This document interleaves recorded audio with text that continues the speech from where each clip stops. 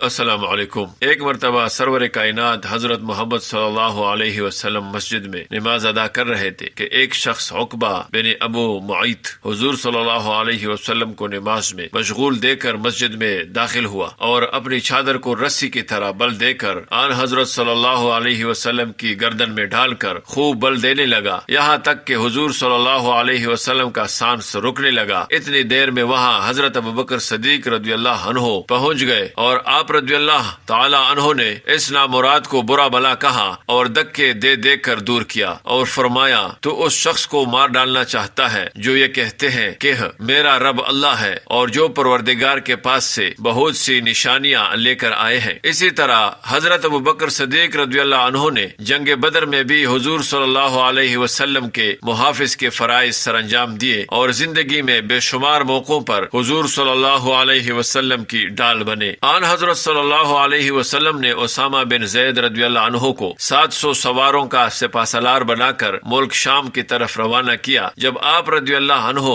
نے لشکر روانہ کیا تو اس وقت بھی آپ صلی اللہ علیہ وسلم علیل تھے، مگر اتنے زیادہ نہ تھے، لیکن لشکر کی روانگی کے بعد طبیعت مزید ناساز ہوتی چلی گئی اور جب یہ لشکر مقام ذی خشت پہنچا تو ادھر تاجدار حرم صلی اللہ علیہ وسلم وصال فرما گئے۔ اسامہ رضی اللہ عنہ لشکر کو وہیں چھوڑ کر حضرت ابوبکر صدیق رضی اللہ عنہ کی خدمت میں حاضر ہوئے اور کہا کہ اب مدینہ میں مرتد سر اٹھائیں گے، اس لیے میرا خیال ہے کہ لشکر کو واپس مدینہ بلا لیا جائے تاکہ ان مرتدین کی سرکشی کا جواب دیا جا سکے۔ یہ سن کر حضرت ابوبکر صدیق رضی اللہ عنہ نے فرمایا، خدا کی قسم میری جان پر خواہ کچھ ہی بن جائے، میں رسول اللہ صلی اللہ علیہ وسلم کے اس حکم میں جو حضور صلی اللہ علیہ وسلم صادر فرما چکے ہیں کسی قسم کی ترمیم نہیں کروں گا۔ اس کے بعد اسامہ رضی اللہ عنہ کو شام وغیرہ کی طرف روانہ ہونے کا حکم دے دیا۔ لشکر اسامہ جدھر سے بھی گزرتا لوگ سہم جاتے کہ اس حالت میں جبکہ ان کے رسول صلی اللہ علیہ وسلم اور رہنما صلی اللہ علیہ وسلم کوچ کر چکے ہیں، اور یہ ہے کہ اسلام کی سربلندی اور سرفرازی کے لیے تلوار لیے نکل آئے اور ان کی قوت و طاقت میں کوئی فرق نہیں آیا۔ حضرت اسامہ رضی اللہ عنہ بڑھتے اور فتوحات کرتے ملک روم تک جا پہنچے، مقابلہ ہوا، خداوند تعالیٰ نے فتح و نصرت مسلمانوں کو عطا فرمائی اور اس طرح اسلام کو عزت و سربلندی نصیب ہوئی۔ حضرت ابوبکر صدیق رضی اللہ عنہ نے یہ سوچا ہوگا کہ